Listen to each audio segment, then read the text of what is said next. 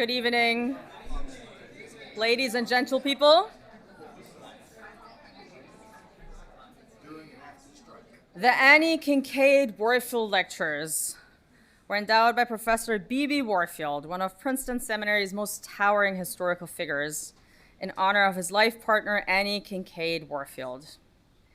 The lectures should, so he stipulated, deal with some central doctrine in the theological thought of the Reformed churches. It should contribute to its better understanding by engaging its biblical basis or historical development or systematic reformulation or exposition and defense. The high ideal of these lectures is to make a contribution to Reformed faith, the genius of which is to go on being reformed through an ever deeper understanding of Holy Scripture and an ever greater relevance to the human situation and each succeeding age. Thus the charge. Professor Jennings, you've done all that and more. At this point, our esteemed lecturer needs no introduction. For many years, we have followed his incisive critiques of the Christian imagination, of whiteness in theological education, and of built environments in a number of different iterations. For many years, we have watched the honors and many new tasks heaped onto him. For many years, we have eagerly anticipated his promised development of a real doctrine of creation. And throughout these past couple of weeks and over a series of 5, now 6 lectures, the Reverend Dr. Willie J. Jennings has walked with us through the birth pangs of such a real doctrine of creation. Assessing the complicity of what has so far been known by that name, Dr. Jennings has embarked with us on a journey of disentangling this speaking world from the competition in which Christian thinkers have put it with a self-disclosing God, and the silencing and erasure to which they have subsequently often subjected it, together with all those who have been identified with the earth, the soil, the dirt, nature, body, flesh, over and against whom the word had to be proclaimed. But you have not taken back the word, and you are not letting doctrine off the hook. With challenging patience, you have led us on a journey of incisive listening and rehearing the word. Over these past 2 weeks, with your guidance, insight, and inspiration, we have found ourselves assimilating desire, contemplating connection, overcoming enclosure, discerning bone and dirt, and eventually embodying sanctuary. We're also, I want to name this, especially grateful that you have followed our invitation to reside with us over these 2 weeks, sharing many meals and conversations, walks and silences, exchanges and encounters. What an honor, what a privilege, what a rich feast, an intellectual, poetic, and convivial feast that you have made for us. So you have been building us up with your presence, and you have been building with us towards a real doctrine of creation as promised. So tonight, ladies and gentle people, for the final chapter of the 2026 Annie Kinkead Warfield Lectures, we will enter the building, living building, as the final practice in this journey. Dr. Jennings, you have the floor.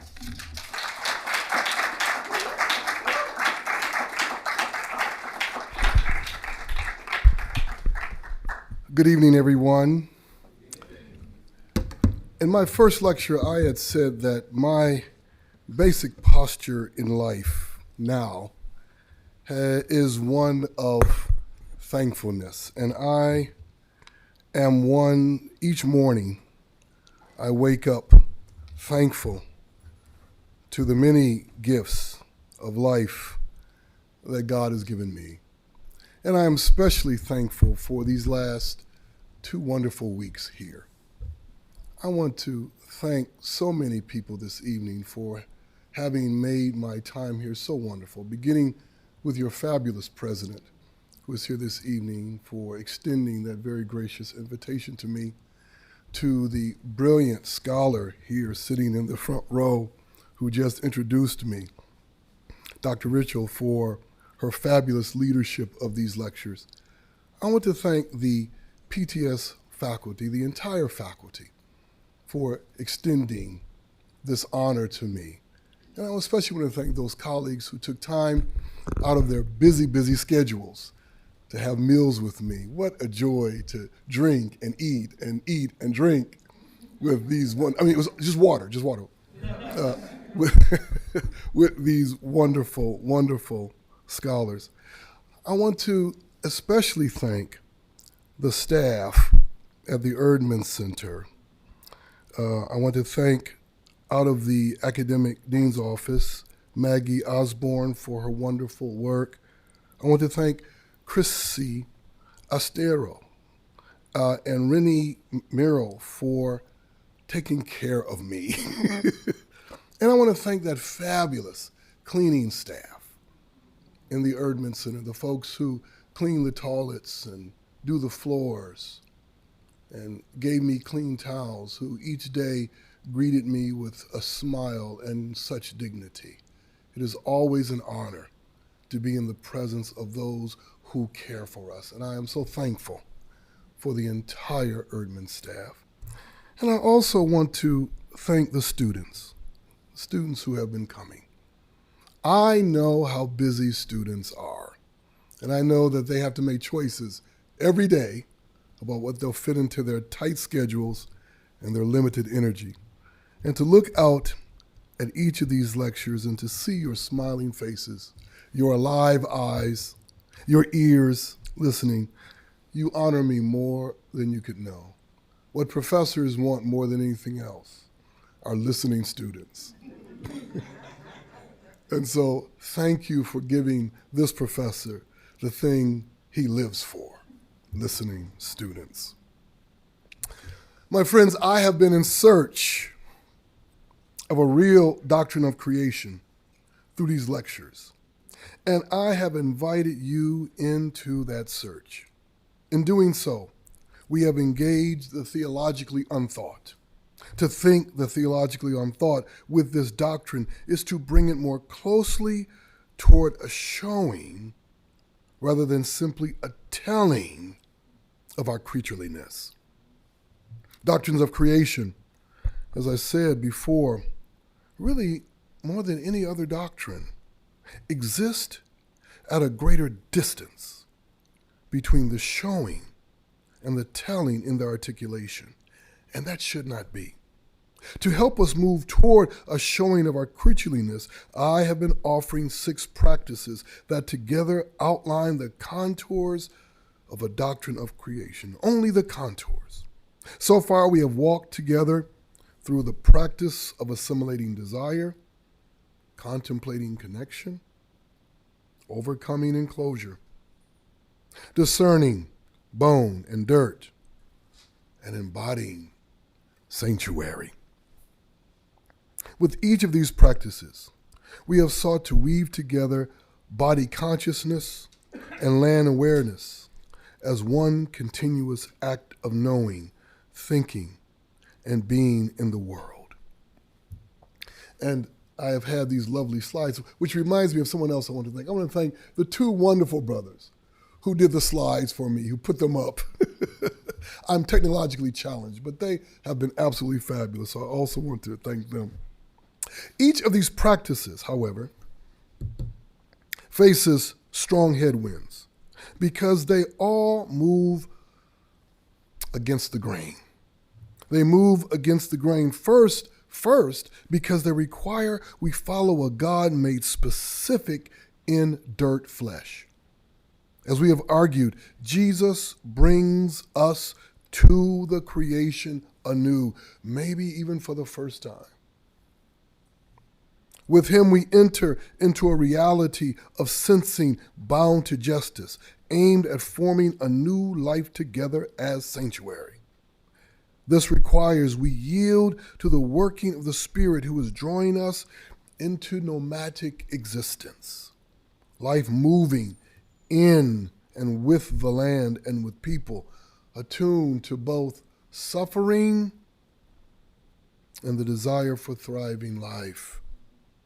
Yet our moving against the grain also means moving against the grain of the remade world.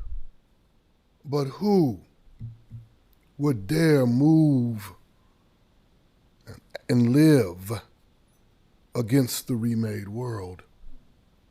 Our fifth lecture considered what it means to embody sanctuary, which is to challenge the fundamental alienation that governs both our relations with one another, with other peoples, and even our own bodies. Resisting the law of the line and the possessed body, we allow the weaving of person and place in the touching and being touched by all our creaturely kin, the being cared for and the caring for. In this way, we begin to participate in the triune God's redemption of sanctuary, transforming sanctuary from zones of refuge and zones of repass into something much more, places where we glimpse ourselves as Imago Dei. Here we understand the trespassing nature of sanctuary that gathers the multitude across border and boundaries into the clearing to love dirt, flesh together. As I said at the close of the last lecture, any group of people who aim their common life toward aligning with the giving and care of creation itself is moving toward that glimpsing. Yet Christians are those who know that the Son of God not only aims us at becoming sanctuary, but would guide us,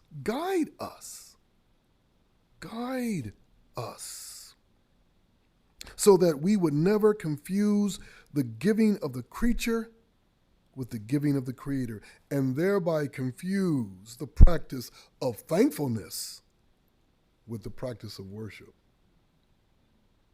Not only will the Son of God guide us, the Son of God will enable us to sustain the glimpse. Yes, to sustain the glimpse in and through the Spirit. We understand that what we are in fact glimpsing with the image of God is Jesus, our Creator, at home in His creation. Yes. To know that we are aimed towards sanctuary then sets the context for this final practice I want us to consider together. We need to return to where we began, at the threshold of Cornelius's door. That is, where Gentiles are interfacing with Jews at this moment only because of the radical community organizing being done by the Spirit of God. This is God's doing, God creating for Peter the opportunity to give witness. Jesus has overcome death, and now the Creator is being revealed fully to Gentiles. With that revelation, we return to those questions that launch a Christian doctrine of creation. What do you do? What do you do when you find out that the God that created you and indeed loves you is in fact not your gods, not the gods of your people, but the God of another people, the God revealed in Jesus Christ? Layered to that question, that other question, what does it mean to enter the way another people see the creation? This question announces a crisis that will become a perennial challenge. A perennial challenge. How do you make sense of the history you inhabit when confronted with your history in God? And what do you do with the storytellers who have woven your life in story when confronted with a new storyteller? This is part of the rough terrain, and I do mean rough terrain, that forms the journey of the disciples of Jesus. Now remember the original scene, my friends. Light was dawning on the horizon of a creation being caressed by the Spirit of the living God. Disciples of Jesus are speaking in languages not their own, languages that announce different peoples, different landscapes, different ways of living, all loved by God. And here and now, these followers of the resurrected Jesus who are yielding to the Spirit are being presented with an invitation. Build life. Build life together in Jerusalem, in Antioch, and beyond. But this invitation is tied inextricably to the challenge of history and of storytellers. So in this final lecture, I want to consider the braided condition. That is, rethinking history and the role of storytellers and storytelling within the calling by God to build life together, to build together life. Thinking these two things together is necessary to understand the work of storytelling that is forever bound to building in place. One more time. The work of storytelling that is forever bound to building in place and to touching the art that lives in this practice, the practice of living, building, or more precisely, living, always building. Living, always building. It is a practice greatly in need of renewal given our lives in the remade world. We already know some of the dynamics that surround us in the remade world. We live with the logic of the line, with the sensibilities born of possessive naturalism. We build sanctuaries formed in zones of refuge and repass, zones that resist sanctuary's greater calling to offer us glimpses of the image of God in the gathering of place. Yet moving through all aspects of the remade world is the narrative imperialism of the Western world. One more time. Moving through all aspects of the remade world is the narrative imperialism of the Western world. That narrative imperialism grew directly out of colonial Christianity. Colonial Christianity turned the question that stands at the beginning of a Christian doctrine of creation on its head and made it a damnable question.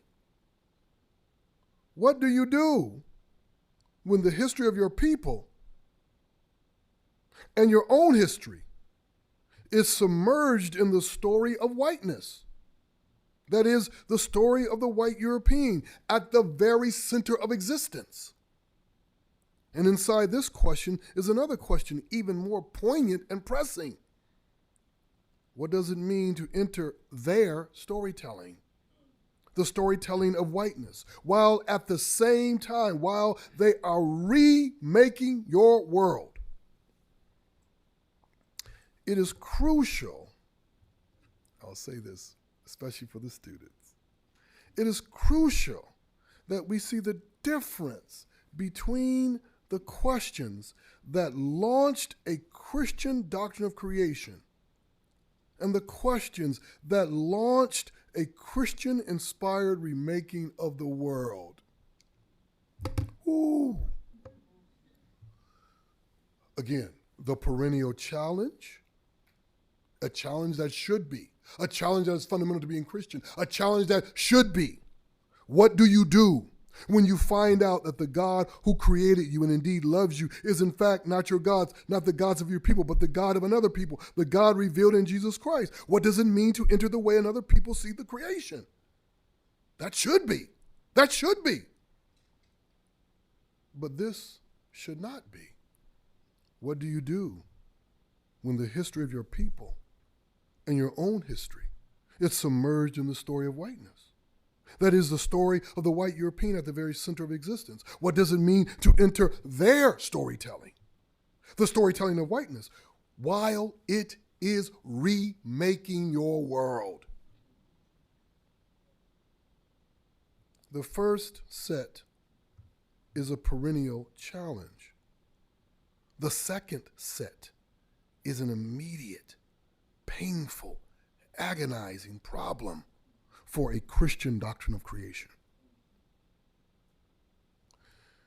Yet the Christian doctrine of creation is constantly plagued by the collapse of these two sets of questions into one another, which means that many of us cannot see the good challenge beyond the horror of this immediate problem. They have come to us, colleagues, theologians, everyone else, they have come to us tightly braided.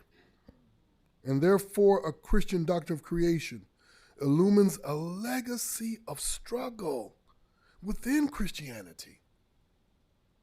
Let's be clear on the struggle. A struggle with and against storytellers, one hand. A struggle against a narrative imperialism, on the other hand. Rough terrain indeed. The struggle with the storytellers. The struggle with and against the storytellers brings us back to the Christological foundations for the invitation we noted at the beginning of all our lectures in Acts 10 and 11, where Jew and Gentile are invited into a shared creaturely perception and shared perceptual reciprocity. We see the foundation acknowledged in that famous text in the Gospel of John, chapter 1, verses 11 through 13. He came to what was his own. His own people did not accept him. But to all who received him, who believed in his name, he gave the power to become children of God, who were born not of blood, or of the will of the flesh, or of the will of some dude. That's what it means. But of God.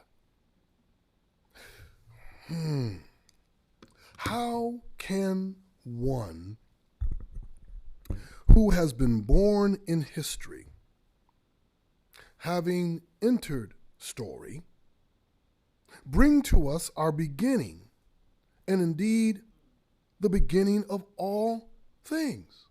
Again, the question, how can one who has been born in history, having entered story, bring to us our beginning, and indeed the beginning of all things? This time-honored question has always circled around the doctrine of the Incarnation, and it has yielded one consistent, beautiful answer. Only the Creator in flesh could do such a thing. And we have intensified that answer. Only the Creator in dirt flesh can do such a thing. The way Dietrich Bonhoeffer answered this question always remains helpful. Bonhoeffer said those famous words, we live from the middle of existence, knowing neither our beginning nor our ending. Dietrich was at his finest in that moment. We live from the middle of existence, knowing neither our beginnings nor our endings. We were not there to behold or understand our beginnings, either cosmologically or biologically or biographically, and neither will we be there at the end to do the same at our ending. Yet, as Bonhoeffer said, this is not a matter of despair, because someone has brought to us our beginnings and our endings here in the middle. Jesus has brought to us our beginnings and our endings because they are in him. They are in him. He is our beginning and our ending. Our life is now in him. Our story is now in him. He is now our beginning, and his ending is now our ending. Here in the middle, a weaving has begun. Here in the middle, a weaving has begun. The first weaving is our stories individually and collectively into the story of Jesus. Not simply the story about him, but the story he tells and the story he continues to tell and live. He is the storyteller who now reigns over all storytellers, weaving our story into his story. This is, in fact, as you all in this room know, this is the character of the life of faith, where the resurrected Jesus, by word and spirit, guides us. Having seized, taken hold of our lives, he holds together now our past, present, and future. Yet his weaving invites us into a weaving of stories.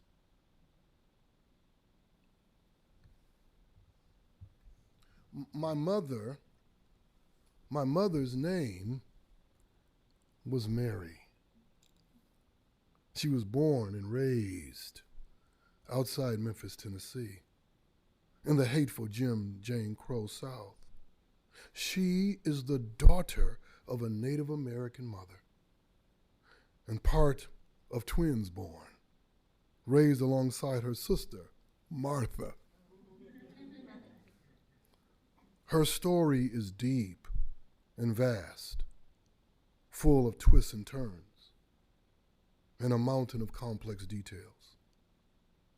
My father's name was Ivory, echoes of Africa in his name. Deep, dark-skinned man, born outside of Little Rock, Arkansas, also raised in the hateful South, one who witnessed lynchings and knew firsthand the brutality of white supremacy. He was a musician who laid his music down for the sake of caring for his family. He was the youngest son of a Jennings clan filled with brothers. His story is deep and vast, full of twists and turns, and a mountain of complex details. They were both people of the black dirt, cotton pickers, planters, growers, two who knew the sun in its rising and its setting. And they were both deep Christians who knew the voice of God. They knew what God's voice sounded like. I cannot carry the full weight of their stories. Too much, too dense, too heavy. In truth, only God can carry the full weight of their stories. Every complex detail, every twist, every turn. I can only carry fragments. I can only carry fragments. I work with the fragments. But even the fragments, my friends, even the fragments are gaining weight, becoming too hard to carry, to remember every detail. I need help. And God, who has entered my story and brought me into his story, and who carries the full story, has sent me help to carry the fragments. God has sent me you. God has sent me you. Others who have joined their story to the story of God's holy child, Jesus. Now, by the Spirit, we are being called to a new weaving. Are you following? Weave your fragments with my fragments. Join your story to my story, because our stories have been woven into the life of God. This is the weaving. This is the calling to an artisanal existence. Building life together, beginning with building story together with the fragments. Not only the fragments we have inherited, but the fragments of our own life. Because you may not know this, but even your own story is too much for you to carry. Too heavy for you to carry alone. I don't care how bright you think you are. You cannot carry your own story. It's too much, too dense, too thick. You drop things are slipping through your fingers. Even our own stories can only be carried in fragments. The point is no longer that I remember my story and that I carry my fragments. The point now is that we carry them together. I with you carry yours, and you with me carry mine. And together we become storytellers. Together we become storytellers. This is layered living, creating new skins, becoming one who is many. This is the assimilation of which we spoke earlier. This is not theft of story, stealing of fragments. This is burden sharing, story shaping living, shaping building, but it will not be easy. Because we are moving inside of so many stories. The stories of our peoples, the stories of nation states, God help us. The stories of families, the stories of institutions, God help us. And we are carrying fragments from them all. Fragments are being woven together, and some fragments are being dropped. This is craft. This is art. Narrating ourselves into the new. One more time. Narrating ourselves into the new. All these stories may be important, but none of them can be the deepest story that guides our life. That is the story of Jesus and his resurrected life and his ongoing guiding of our lives. Every fragment is now subject to that story, determined by that weaving. This is craft. This is art. Narrating ourselves into the future, into the new. On the one hand, this craft will be resisted by those who see such sharing as betrayal. Yep. destroying the purity of story, corrupting fragments by having them in the bodies of others, maybe even enemies. There are storytellers who first oppose Jesus as the storyteller, and therefore they will definitely oppose us as shared storytellers. On the other hand, this new shared storytelling will force us to rethink our present and our future. It will demand we rethink our protocols of earth touch, redefine friends, and rethink enemies. And centrally, it will mean a new story in God that creates a new determination of our lives together in the divine life. The point not to be missed here is simply this: Jesus is the storyteller who has brought our stories into the divine life and has invited us into an artisanal work of weaving new story together. This puts us in competition or collaboration or conflict with the storytellers in and of our lives. Our lives have now been returned to the story of our existence cosmologically, biographically, and geographically. We are created and recreated in Jesus Christ. This is, as Karl Barth suggests, the grounding of both the history of creation and the creation of histories.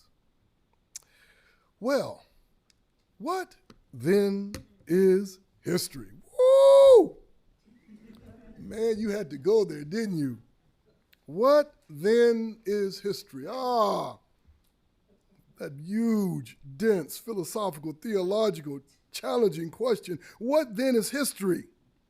Such a dense question that requires we think history within theology and theology within history. Or another way to say this is to think theology historically and to think history theologically. In order to do this, we must keep history on the ground. We must keep history on the ground so as not to make the mistake of making historiography or the writing of history as God speaking. And we must not mistake history for God. History is the constellation of storytellers, stories, and the practices that materialize the stories of one's people and one's own life in a place. One more time. History is the constellation of storytellers, stories, and the practices that materialize the stories of one's people and one's own life in a place. Apart from that constellation, there is no history. Man, he just threw down a gauntlet, didn't he? Apart from that constellation, there is no history. Yet to say there is no history is never to say there is no life and time, life that is time. It is to say that time always comes clothed in history. Life always comes clothed in history, in story, It is story all the way down. If we look in the mirror at our bodies, we are always looking through story. If we look at land, if we look on the land, if we look at the built environment, we are always looking through story. Indeed, without taking you too deeply into matters of time, which always hurt because they're so painful to understand. Let's take you too deeply into matters of time. Time itself is in story. Augustine taught us this. He taught us this important lesson in books 10 and 12 of the Confessions, where he helped us see that time is a creature created by God in creating. Time is inside the story of God, and yet God has in the Incarnation entered time. God is in time. Mary's baby, Jesus of Nazareth, is not captured by time. Instead, he caresses time. And in time, the creator of all invites us into the narrative of time itself. The creator of all invites us into the narrative of time itself. The story to carry all our time and all our stories. That is the history of God. Yet we must bring this truth, this deep theological truth, we must bring this truth to the distortion brought about by the colonial moment and the advent of narrative imperialism. When the colonial settlers came to the New Worlds, they believed that they brought one true time, their time. And their time was the time of God. Now, we know the story, but I am not sure, in fact, I am sure that we have not reckoned with this history making. It is a history making that is always in place, but denies people and place, people in place. Vine Deloria Jr., who, if you've never read his classic text, God is Read, tonight, go home, get it, and read it, and don't go to bed till you finish it. Vine Deloria Jr. captured this powerfully and beautifully in that classic text. He told us that when the colonialists and their missionaries came to indigenous communities, they told native peoples that they were now in the true time of God, and that time was far more important to God than place. Let that sit with you while I drink my tea here. Time was far more important to God than place, because place, they said, is in time. A time of maturity, a time of cultivation, a time of development, and that time is always linear, moving away from place and never returning. The faith they presented to native peoples was a faith that thought temporally, but not spatially. And that temporal thinking plunged the entire world that they touched into one universal history. We know the problem of one universal history. It brings us back, as we've talked about already, to the hubris of zero-point thinking. It brings us to a different kind of weaving together of the history of the colonialist God and the history of man, to quote Sylvia Wynter. But more precisely, it brings us to the craft of an odd kind of imperial history writing, history making, and the struggle we must face with that craft. And here I want to draw on the brilliant work of Dr. Kara Slade, who helps us see the problem of history making that seeks to draw all existence into one universal history, expressed most powerfully by philosophies of science and theologians and other intellectuals who align themselves with those philosophies to tell and teach, as she says, one big story of existence. This is not scientific practice or even evolutionary theorization.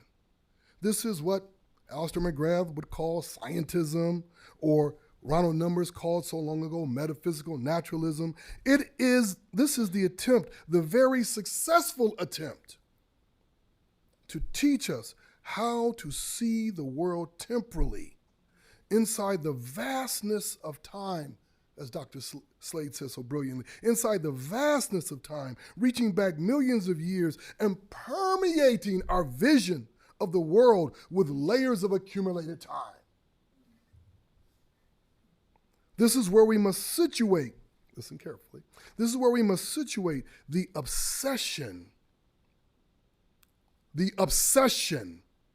with the nature of our origins and the origin of our nature that has dominated our doctrines of creation. In fact, our doctrines of creation have been completely submerged in this narrative imperialism. The problem, listen carefully, the problem is not thinking about time or taking time seriously. Time is important, but our doctrines of creation are captured in this misplacement of time. Time is in place, my friends, before place is in time. Now that's a lot of theology in one little sentence.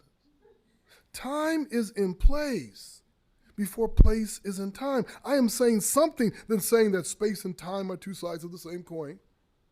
To say time is in place is to say that place is crucial for grasping time, for holding time. Time is a creature given to other creatures, and therefore time is a gift to be shared.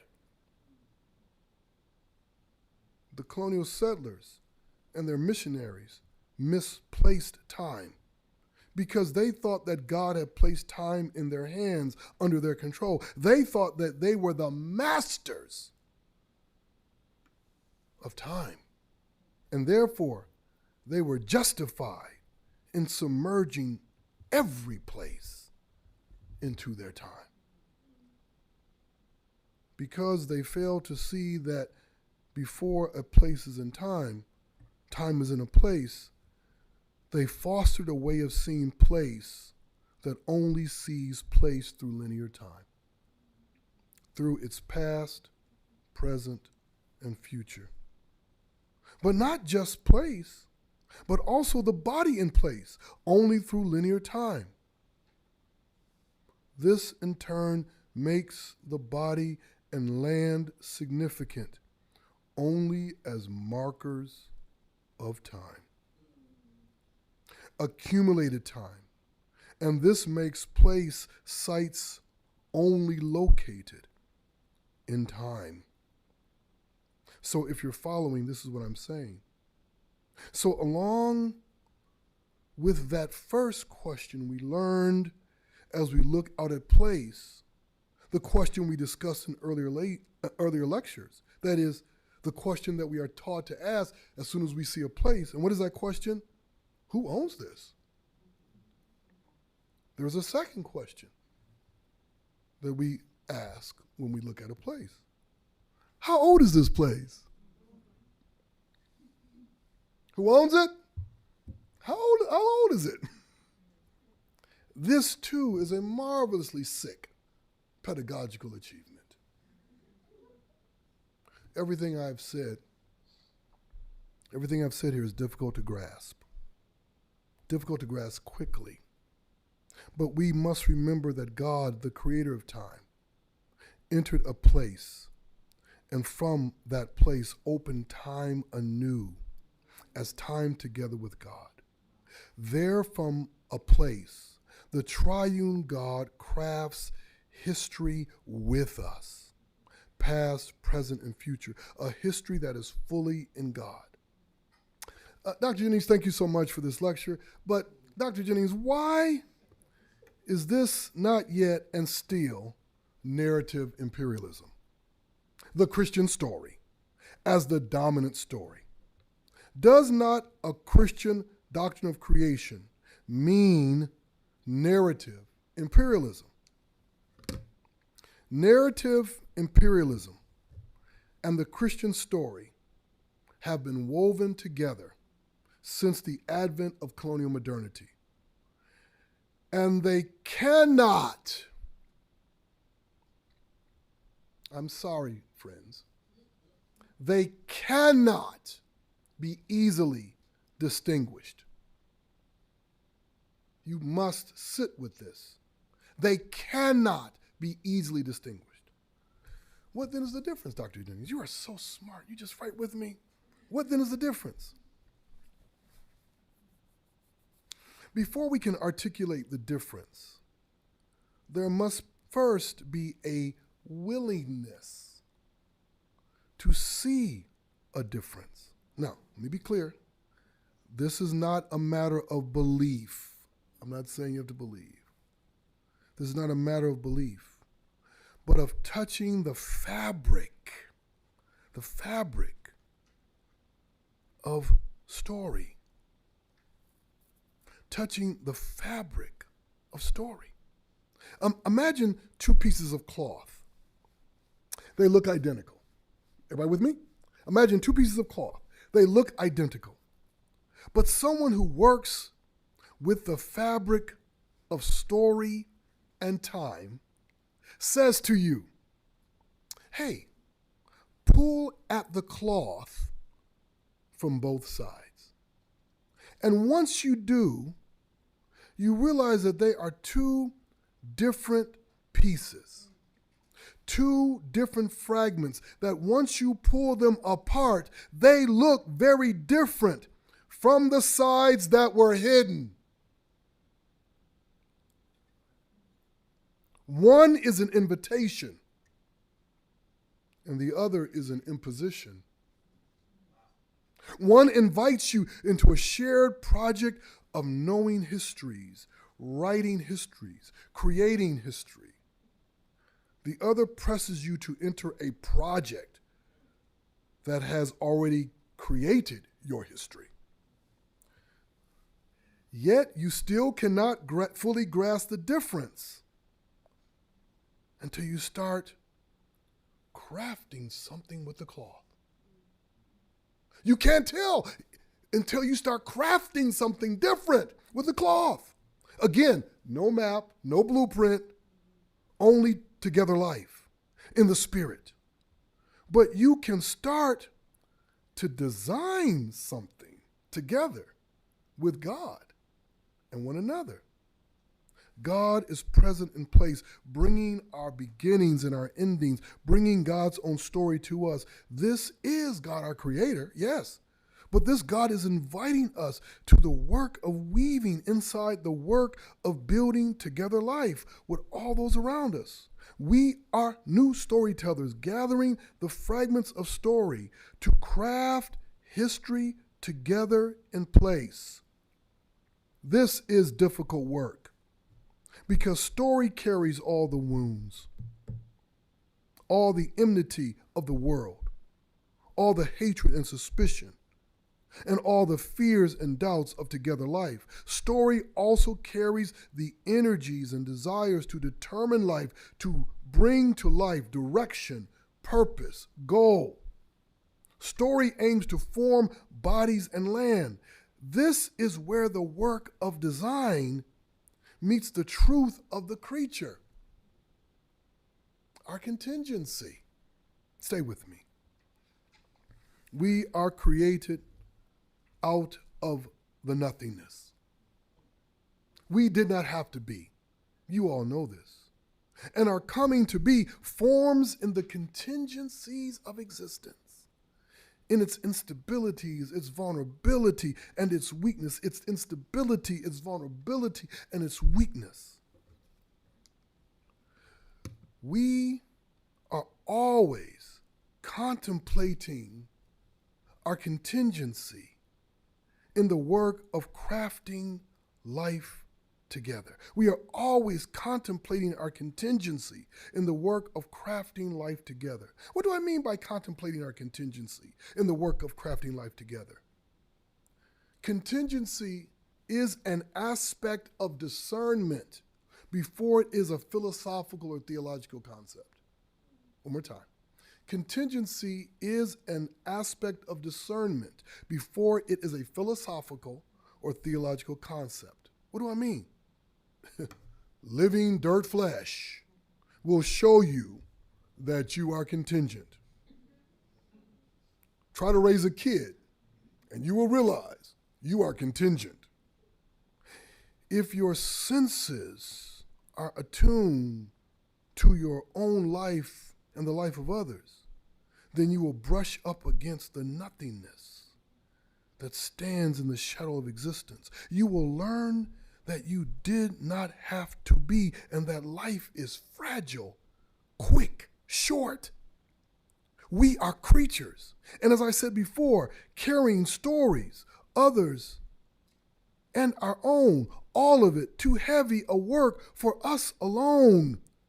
So we are artisans working with fragments and with existing materials.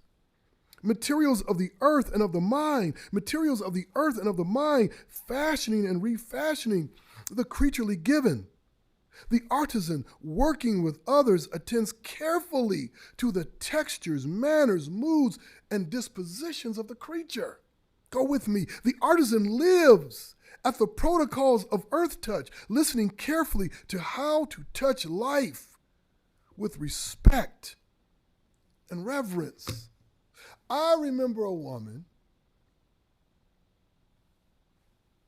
who worked with wool and wood and wool. The first thing she said to me is that you must listen to what the wood and the wool are saying and how they tend to talk to one another. Wow. She said that to me. The artisan is ever mindful of the temporality of the creature in its places, its instabilities, vulnerability, and weakness. The artisan attends carefully to the paths of the creature, the journeys it has traveled, and the journey it is yet on, and the vicissitudes of its existence that mark its being. The artisan grasps the melancholy that is often woven with the joy of living and brings their own journey next to the journey of others. I remember a man who wrote songs with his bass guitar. The first thing he said to me is that he feels pulled through his bass into depths down where feet feel the pulsating earth and touch its rhythms, even as those same feet feel their own weariness, he said to me. He sought, he said, to bear witness to both the rhythms and the weariness. We are invited through the Spirit into the artisanal life, to a living that is always a building, to a living that is always a building. A Christian doctrine of creation must come to rest in the built environment, or it is not a Christian doctrine of creation. By built environment, I've said it before, but let me be sure you are on the same page with me. I'm referring to the structures of living fabricated by human creatures: buildings, neighborhoods, hamlets, villages, landscapes, cities and towns, roads, sidewalks, parks, farms, and so many other realities of habitation. And I'm referring to the structures of living fabricated by more than human creatures, structures that together constitute living and knowing life. And here's the point, my friend. Our built environments carry our wounds. And there at the site of the built environment, we know the remade world.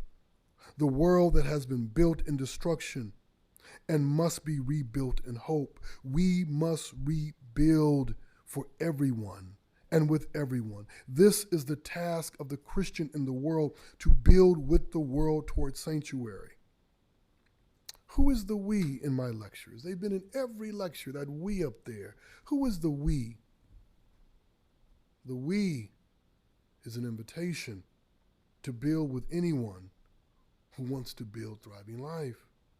This means design that is mission. We all know that in our time, mission is an overdetermined word. Many institutions have wiped it clean from their websites. It cannot be easily used without 1,000 qualifications. Indeed, it may be the word that has been most damaged not only by our diseased soteriologies, but by our lack of a real doctrine of creation. But what if we break open like an egg the idea of mission through the calling of the Spirit to us to enter our artisanal work of building histories together in the story of God with new people in new places? We start with the democratization of design, because all creatures dream, but aren't all the same. As Dr. Elise Edwards says in her marvelous book on race, theology, and architecture. She is here with us tonight if you don't know Dr. Edwards. In her marvelous book, Race, Theology, and Architecture, she says we must take design out of the hands of architects, the developers and planners, and return it to the hands of the people.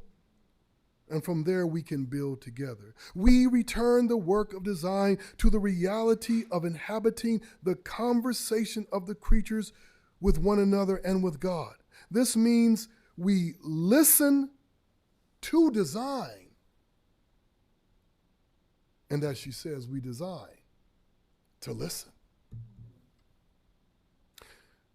We would design a life together that is pedagogically responsible to a speaking earth. It invites generations into the beautiful task of listening and speaking together. And there we ask the crucial question about thriving shared life. What does it look like down to the bone and dirt? What would it mean to design places of living that not only fortify us from human cruelty, but also form us in kindness and peace and care and concern for one another? What would it mean to build body and building with such formation in mind? Here with design, we aim to redirect missionary energy toward a shared designing that would challenge the architectural practices of geographic segregation rooted in displacement and calibrated by race, class, nation, and the alibis of security. This, of course, brings us into direct confrontation with the spirit of ownership and the conceptual power of possessive naturalism that has schooled us in what is normal, what is safe, what is comfortable, and what is pleasurable. Now, my friends, if you've been following these lectures from the very beginning, you will have noted three things. First, especially today, you will have noticed that I reduced the conceptual footprint of discussions of our origin from its grotesquely exaggerated size to its most helpful place inside the work of storytelling and crafting history for the purpose of life together. Their thinking time and place is most helpful rather than first thinking place in time. Second, you will have noticed that I have turned the direction of a Christian doctrine of creation toward the important and urgent work of the built environment and building life together against the remade world. There we learn that we build the story of our lives and our lives in place together. And third, you will have noticed that I've invited you to take on the task of reforming your intellectual lives to make present bone and dirt connectivity as fundamental to saying you believe in God the Creator and that you are God's creature. And in doing so, I have brought you into the reality of being a designing creature. The designing creature is one who dreams together life, because at the beginning of each day, they hear the rhyming of the world. So as I close, allow me to share a final poem with you by the Russian poet Larissa Miller. Her poem, "It Was on the Very Last Day of Creation."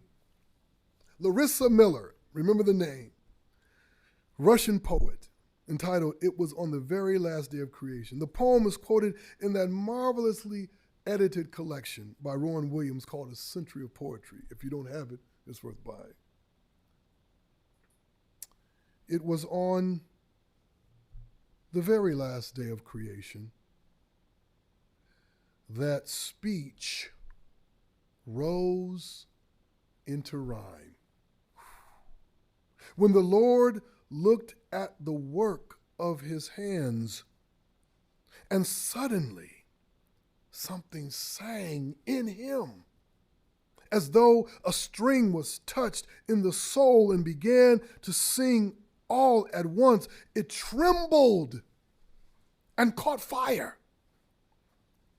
And all the words that had lived apart prayed through tears.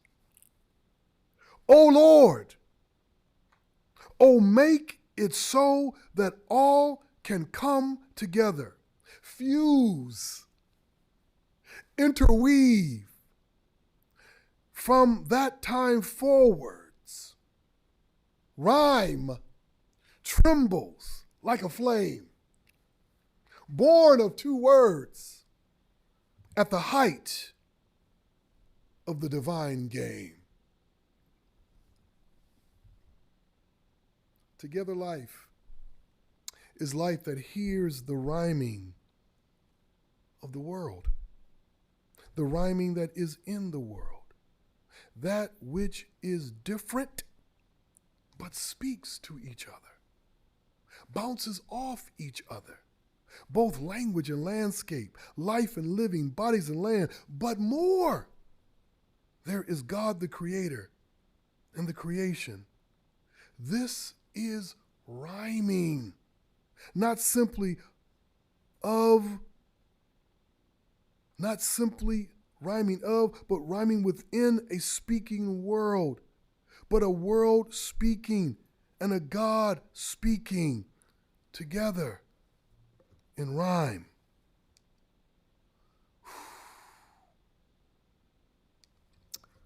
Creation, the goal is to build in rhyme. Thank you very much.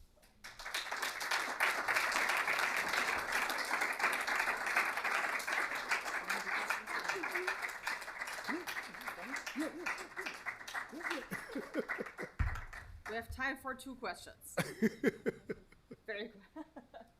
Dr. Jennings, thank you so much again for your work. In the beautiful image that you cultivated of communities sitting together at looms with their fragments to weave together stories, it reminds me of the work of another former Duke professor, Stanley Fish, and his idea of interpretive communities working together. But I think the question I have is that in the relationship of different weaving communities, I guess what is that relation? An old literary theory question might be about like authority. What is the authority of different communities weaving together? Like what is the authority of their stories? But I think what you've rightly pointed out is that authority is another word to like smuggle in narrative imperialism. But that still leaves the question for me of how do you relate one weaving community with another, and how you might judge against stories that come out of different fragments that do carry, still imperialist goals. Yeah, so make it a little easier on yourself. I would leave Fish alone. I would make it a little easier on myself. Don't think of communities as, because you wind up thinking of blocks. Think of people trying to carry their fragments, and trying to figure out what to do with their fragments. Remember the fundamental thing I said about it. I need help. That's what you got to hold on to. The image that you're working with is really people who don't need help. I want to work with the image that people need help. I need help carry my fragments. And even the small fragments sometimes are too much for me. And I need you to help me with them. And so we're figuring out together. You may say, Willie, can we take this little part of the fragment and let it go? Because it's hurting you and it hurts me and I don't want to carry it and you don't want to carry it. How about if we take this part? And then I might say, no, I have to keep this piece of it, but I can't get rid of that piece of it. Now, for you, this thing is really smelly. Can we wash this up a little bit? So we're going to work to figure out how we're going to live these stories out. But yeah, I love where you want to go with that question. All right, one last question. This is. Thank you for this really interesting talk. I'm super excited about the doctrine of creation resting in the built environment because that's what I'm really interested in. My question is, there seems to be a kind of tension, I think, between this, invocation of design or better design, and which I think of as this kind of like heady activity, or right as the domain of architects, right? And the protocols of earth touch, or like living and like physically building. And I'm wondering how you see the kind of resolution of that tension, or if it's just a tension we live in. Or like how that unfolds, I suppose, just on a concrete, excuse the pun, level. So I'm going to crack open the word design, and in that way take it away from the elites. And when I crack it open, there's a word inside design. What is it? Dream. We all can dream. And guess what we can all do? We can all dream in detail. And in fact, if there's any good of an architect, any good of a planner, is to help me dream in detail. And then to listen as we dream in detail together. This is why I was quoting Dr. Edwards. We have to take out of the hands of the elite their belief that they are the only ones who have the right to dream for us all. That's what has to happen. And that is a fight at the site of the built environment. But a great question. Thank you all. We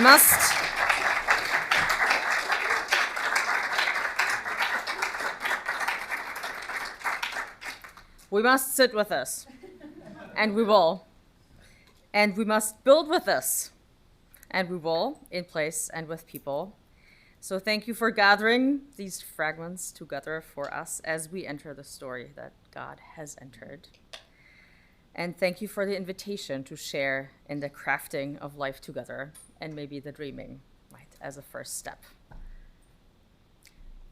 Thank you all for coming to the 2026 Annie Kinkead Warfield Lectures, and thank you all for this invitation.